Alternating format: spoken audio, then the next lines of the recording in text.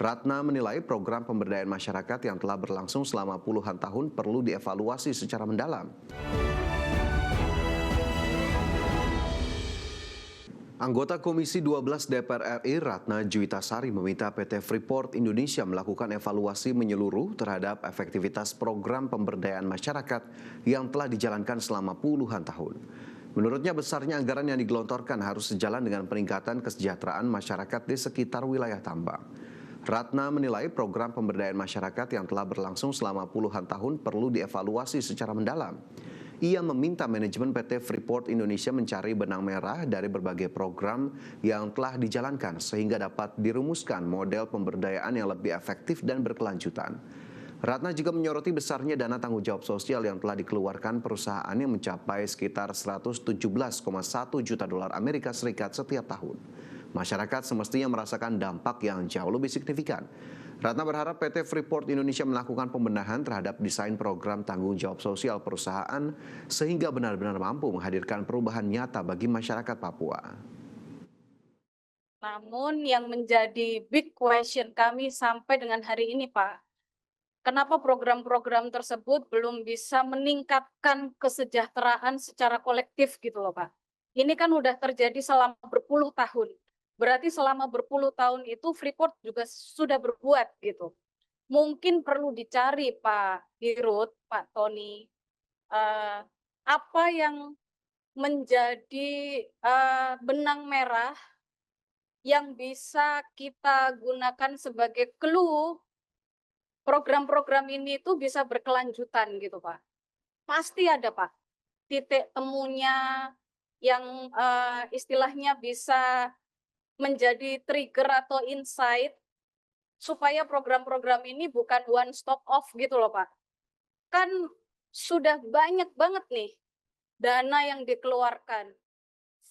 Komisi 8 DPR RI mencecar Kementerian Haji dan Umroh serta Badan Pengelola Keuangan Haji terkait belum adanya surat permintaan transfer uang muka penyelenggaraan ibadah haji 2027 dalam rapat kerja di gedung DPR RI. Ketua Komisi 8 DPR Marwan Dasopang awalnya memastikan apakah Kementerian Haji telah mengirimkan surat permohonan pencairan transfer kepada BPKH. Namun saat Marwan meminta konfirmasi kepada BPKH, Ketua BPKH Fadlul Imansyah menjelaskan bahwa surat yang diterima baru berupa pemberitahuan, bukan permintaan transfer. Marwan kemudian mempertanyakan mekanisme persetujuan yang akan diberikan Komisi 8 DPR. Menurutnya mekanisme yang lazim dilakukan adalah Menteri lebih dahulu mengajukan surat permintaan transfer kepada BPKH. Selanjutnya BPKH meminta persetujuan Komisi 8 DPR sebelum dana ditransfer. Baik, pertanyaannya sudah dikirim surat permohonan pencairan transfer ke BPKH? Sudah. Oke. Ini mekanismenya saja. Apakah yang disetujui oleh DPR itu atas permintaan atau cukup yang disetujui DPR itu pemberitahuan? Biasanya ini oleh Menteri meminta ke BPKH untuk ditransfer. BPKH melaporkan ke DPR supaya mendapat persetujuan untuk ditransfer sebagaimana permintaan Menteri Haji nomor sekian. Ini tergantung Bapak-bapak semua. Kalau ini cukup, ya sudah, kita setujui pemberitahuan. Jadi izin Pak, biasanya setelah pemberitahuan, memang ini kami kemudian bersurat ke DPR juga, nanti diputuskan, baru nanti ada permintaan atas keputusan DPR untuk uang muka tersebut. Dari sisi mekanisme, mestinya seperti itu, ada permintaan untuk ditransfer. Karena segera ditransfer, BPKH minta persetujuan dari Komisi 8. Nah, hari ini rapat kita Danantara mempercepat eksekusi 26 proyek hilirisasi strategis dengan total nilai investasi mencapai 225 triliun rupiah. Penggelontoran dana tersebut bertujuan untuk meningkatkan nilai tambah komoditas di dalam negeri. Badan Pengelola Investasi Danantara Indonesia mempercepat eksekusi 26 proyek hilirisasi strategis nasional dengan total nilai investasi mencapai 225 triliun rupiah. Langkah ini bertujuan meningkatkan nilai tambah komoditas di dalam negeri. Dalam pelaksanaan mega proyek 26 hilirisasi strategis ini, Danantara membagi pelaksanaan mega proyek ini ke dalam 2 tahap. Fase pertama dimulai lewat peletakan batu pertama pada 6 Februari 2026 mencakup 6 proyek prioritas di 13 lokasi dengan investasi 109 triliun rupiah dan serapan 11.456 tenaga kerja.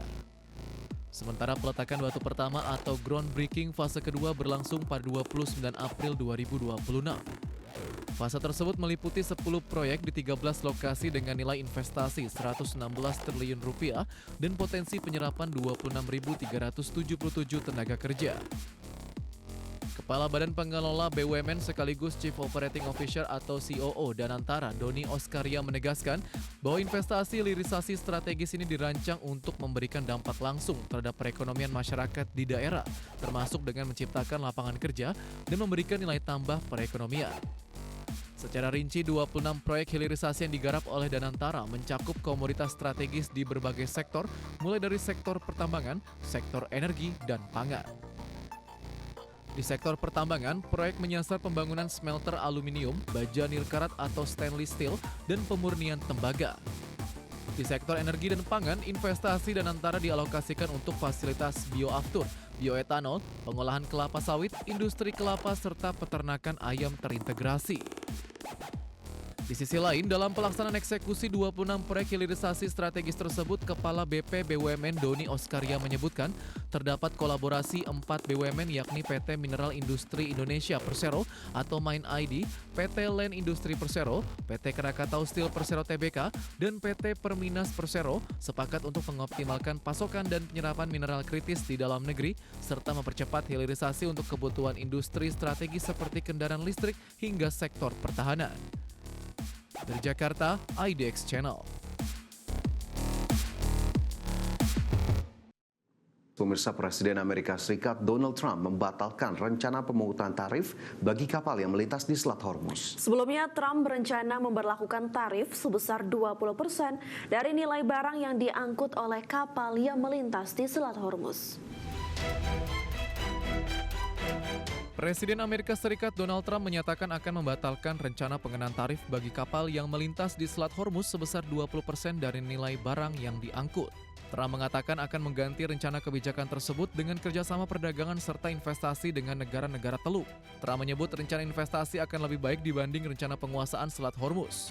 Menurutnya tidak ada negara yang bisa memungut tarif atas jalur pelayaran manapun di dunia. We would like to invest tremendously in the United States as opposed to charging a fee. And I like that actually because I don't think anybody should be able to charge a fee for the strait or for any other straight relationship in terms of other sections of the world. I don't think anybody should be really in that position. But we were doing it as a reimbursement. The Gulf states are going to invest a tremendous amount of money into the United States. Sebelumnya pada hari Senin lalu, Trump mengatakan Amerika Serikat akan kembali memblokade jalur pelayaran dari dan ke pelabuhan Iran, serta akan memungut tarif sebesar 20% dari nilai barang dari setiap kapal yang melintas Selat Hormuz. Pengumuman tarif secara tiba-tiba tersebut dilakukan Trump meski pemerintahannya terus berupaya selama berbulan-bulan memastikan keterbukaan jalur laut yang strategis tersebut dan mencegah Iran memungut tarif untuk kapal yang lewat. Berbagai sumber IDX Channel. Iran melayangkan surat resmi kepada Perserikatan Bangsa-Bangsa yang menyatakan Amerika Serikat telah melanggar perjanjian awal gencatan senjata. Iran mengklaim Washington telah melakukan sejumlah tindakan yang dinilai bertentangan dengan isi kesepakatan yang dimediasi Pakistan tersebut. Pemerintah Iran melayangkan surat resmi kepada Perserikatan Bangsa-Bangsa yang menyatakan Amerika Serikat telah melanggar nota kesepahaman gencatan senjata yang telah ditandatangani di Islamabad, Pakistan. Adapun nota kesepahaman tersebut semula bertujuan mengakhiri konflik antara kedua negara. Iran juga menyatakan Washington melakukan kejahatan perang dengan melanggar kesepakatan gencatan senjata tersebut. Kantor berita resmi Iran melaporkan surat tersebut dikirim oleh perwakilan tetap Iran untuk PBB Amir Said Iravani kepada Sekretaris Jenderal PBB Antonio Guterres dan Ketua Dewan Keamanan PBB. Iran mengklaim Washington telah melakukan sejumlah tindakan yang dinilai bertentangan dengan isi kesepakatan yang dimediasi Pakistan tersebut. Teheran menuding Amerika Serikat melancarkan gelombang serangan militer baru ke wilayah Iran, mencabut izin penjualan minyak Iran, membangun jalur maritim alternatif di Selat Hormuz, serta terus mendukung operasi militer Israel di Libanon. Iravani mengatakan pemerintah Iran telah menyampaikan seluruh dugaan pelanggaran tersebut kepada negara-negara mediator. Namun Washington disebut tetap melanjutkan tindakan yang oleh Teheran dianggap melanggar hukum internasional. Berbagai sumber IDX Channel.